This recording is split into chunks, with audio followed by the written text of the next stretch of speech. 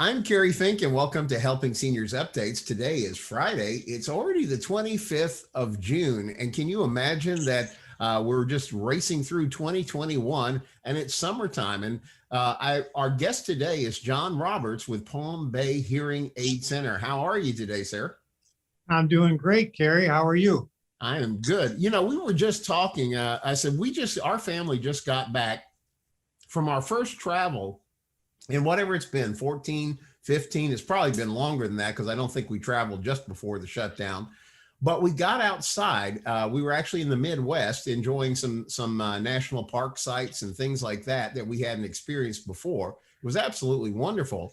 But we were talking about when you get outdoors and you start enjoying all five senses. I mean, it's beautiful to see. There's all, the flowers, the smells, everything that is out there. And we were getting ready to talk about this. I said, listening for the birds, listening for all the wind rustling through the trees, all those kind of things are pleasant experiences. And I was thinking, and I was asking you actually before we started this, I said, that's a challenge when you have hearing loss because you can get some of it, but you can't get everything. And so it really seems like a good time to take advantage of I guess the summer months and get everything set. So if you're going to travel later this year, if you're getting ready for holidays with the family toward the end of the year, all those things that we're going to look forward to this year that we haven't really had the right chance to do last year. And then you mentioned that term that we've talked about before on the radio. Is it tinnitus or tinnitus, or how do you say that word? Yeah, the pronunciation is correct either way.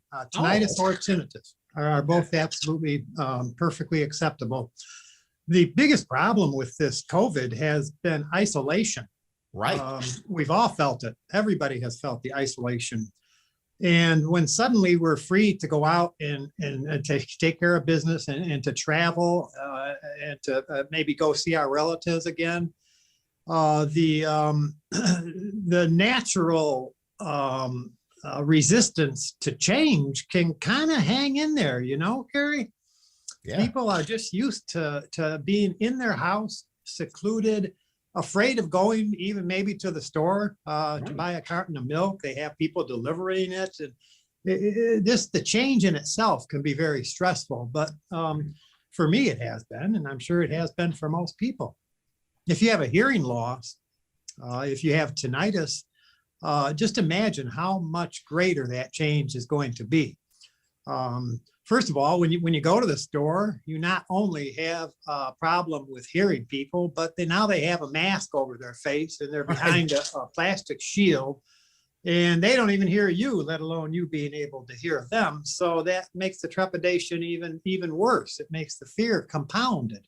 Yeah. And as we start to accept that change is here, we're going to go back to business. We're going to start taking care of our health. We're going to start forming good habits again. Part of that plan needs to involve your hearing if you have a hearing loss, your eyes if you have a vision problem, all of these things that we may have ignored. Yeah, I was going to say to you, that was one of the things, as they told us, remember, it was 30 days to stop the spread. And so we all said, okay, let's stay home for 30 days, but it ended up being months and months and months. And most of us wanted to do things the safe way, the correct way. And so we followed all the guidance, and obviously it's kept us, because here we are on the other side of it, thank God. But the challenge is we probably put off things that we might have needed to do. And I was thinking, just as you were talking about that, hearing and getting your hearing aids, you say, well, nobody's coming to visit me. Why do I need to even worry about this right now? I'll just turn up the TV as loud as I want or whatever. But you've made the point that with the tinnitus, that there's several issues. And tinnitus, am I saying this right? It's kind of like that ringing in your ears thing. Is that how you describe it clinically? Yeah. A great number of people that experience tinnitus will experience ringing in their ears. Wow. It can be a high-pitched, steady ringing. It can be something that comes and goes. It can be hissing. It can sound like a steam coming out of an iron type of a sound. It can be a roar. In some cases, see what's happening is that in most cases, the we don't hear with our ears. We hear with our brain. And when the ears are not sending high frequency signals to the brain in the proper amount, the brain might start to create its own. You've heard of phantom arm or phantom leg. You could call this phantom hearing. Wow. Now, when the brain tries to replace some of these high frequencies, it will do something familiar. Now, a high-pitched ring is the most obvious form of high-frequency replacement, but some brains do it different. Some people will actually hear voices, Kerry. Wow. Wow. Some people will hear music. Wow. And I remember something that you mentioned on a radio show you and I had done together not long ago, which was totally surprising. You said in certain cases, you as the audiologist or somebody that's actually close up can actually hear these sounds sometimes too, depending on where it's originating from. That's called objective tinnitus, where I can place my ear to the patient's ear and actually hear the ringing coming right out of the ear. Wow. That would be separate from most forms of tinnitus. I think in my 30-some year career, I've seen it. I could count it on one hand. Right. But it's extraordinary. And the side effects of living with a condition like that can be extreme, as you can imagine, if you have something like that going on. Well, most people that have tinnitus, Kerry, will believe that the tinnitus is what's interfering with their hearing. So you could have both problems at the same time, right? You could have tinnitus. The majority, about 90% of tinnitus patients have a hearing loss. So when you're trying to understand somebody and you know that there's a ringing sound going on, your natural assumption is that ringing is what's stopping me from understanding. However, even with the right type of hearing aids, by giving back those high frequencies, the patient is able to understand, even if they still hear some of that ringing. In most cases, it's reduced or eliminated, but in some cases, it just is still there, but their understanding will come back. Right. If you continue to go without wearing hearing aids, the tinnitus will continue to get louder every year. Wow. Hearing aids will stop that advancement in volume. Well, in almost all cases. Another important reason to get this checked out, and you and I have talked about this many times, you guys at Palm Bay Hearing Aid Center are very generous, I think, with your time, because you've explained before that you're absolutely willing to sit down with somebody, do a free hearing aid, a free hearing check, because even if they don't need the help, say right at this minute, it gives you a baseline. So if they come in 6 months, a year, 2 years down the road, you can match up and see what's going on, right? Absolutely. Most people come in here absolutely unarmed with knowledge. You can jump on the internet and you're going to get thrown all over the place with facts or myths or whatever you find on that thing. But you don't hear much about hearing loss. If you watch a health show, they're talking about vision, diet, exercise, blood pressure, heart problems, everything except for hearing loss. How often do you hear anybody discussing the causes, the treatments, the cures, the various types of hearing loss? Hardly ever. So we've made that our primary goal, to educate anybody and everybody that wants to know anything and everything about hearing loss, hearing aids, the effects of hearing loss, the causes, and the cures. Yeah, you've certainly been a friend of the Helping Seniors organization. And you know, with our president, Joe Steckler, he's always been all about getting information in people's hands so they can make intelligent decisions as they run up on stuff. Because I think one of the things that first of all, I just want to remind you, viewer, that there's a lot of TV shows, radio programs, and also articles that John Roberts has contributed into the Helping Seniors, I guess I call it Information Library on Aging. You can access all of that at helpingseniorsofbrevard.org. You can also check out the videos on Helping Seniors TV on our YouTube channel, Helping Seniors of Brevard.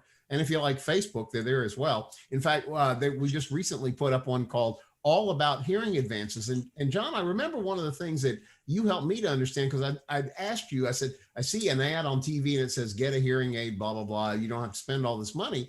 And kind of Kerry's takeaway from that was, louder isn't always the answer. It's much more fine-tuned process than just, well, let's boost the volume. Yeah, it's not about volume at all. And going back to Joe Steckler, his advice on planning your retirement, right? Planning your medical problems is spot on. And if you have a hearing loss, come on in. We'll talk to you. We'll discuss what your treatment options are, what the cost is, and maybe you can make a plan so that it's not a sudden surprise or a big expense, and something that you feel confident with your knowledge. I was just going to ask you. I said, I know that you've stated over and over that, don't come in with that mindset about what it's going to cost, because you guys are really good at figuring out ways to make a solution work for somebody, because the important thing is getting them to be able to hear properly. Well, that's right. And when you talk about power in hearing aids, recently, the hearing aids that we're fitting this year are as much as 10 times more powerful than they were within the previous 3 years of model change. Wow. That power does not translate into volume at all. First of all, when you talk about cheap hearing aids on TV or on the internet, you're talking about what's called over-the-counter hearing aids. Mm-hmm. They have limitations on what they can do. None of my patients could benefit from those.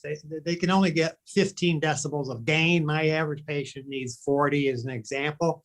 Wow. But the power in the hearing aids is in the processing. Since digital hearing started about 20 some years ago, the platforms of technology have been layered one after another, at least every 2 or 3 years, to the point now that the hearing aids communicate with each other. The right hearing aid knows what the left hearing aid is hearing, and the left knows what the right is hearing. They can scan the environment several hundred times per second, able to identify speech, white noise, music, TV, background noise. They can pull a speaker that's trying to talk to you that might be in a room full of babble. So it's not just speech recognition, but it's the ability to find that person that's trying to talk to you, elevate their speech and bring it to the top of your brain so that you can understand it the same way the guy next to you with normal hearing would. And that word normal is something that we couldn't even use not that long ago. But for many people that are coming to see us now, that have not waited way too long to get their hearing tested, we can actually give them hearing aids that will allow them, Kerry, to hear normal. That's big news.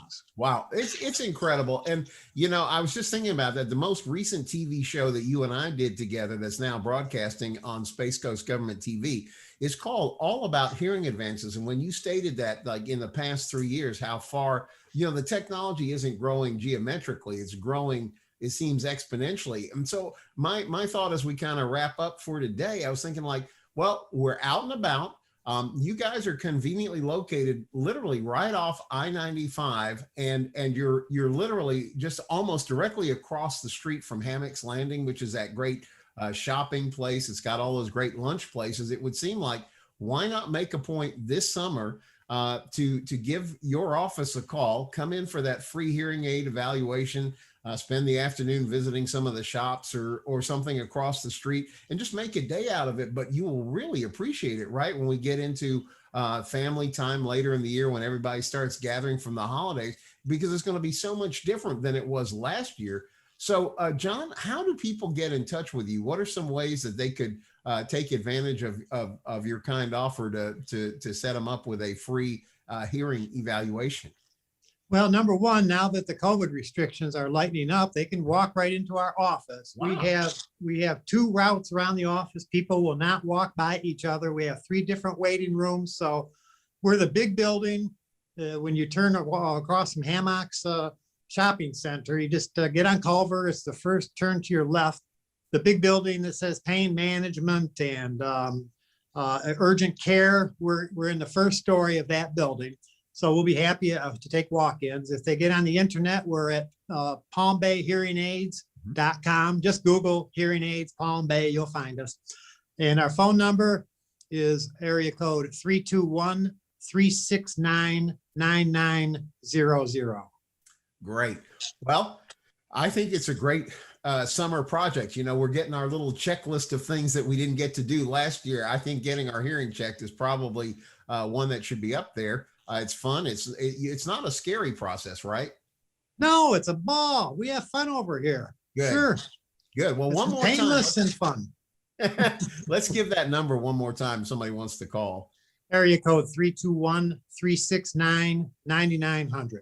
Okay. Well, thank you, John. And, just before we close out, make sure you get your Helping Seniors car raffle tickets. That is full speed ahead. October 9th is going to be the day somebody picks up that beautiful new car, the Camaro, the Challenger, the Kia Sportage, or that Mazda Miata. And it's also the day for our big party over at the American Muscle Car Museum. And don't forget, So we have those tickets here, Kerry. That's and if right. somebody wants to come in and get a hearing test this month, we'll give them one.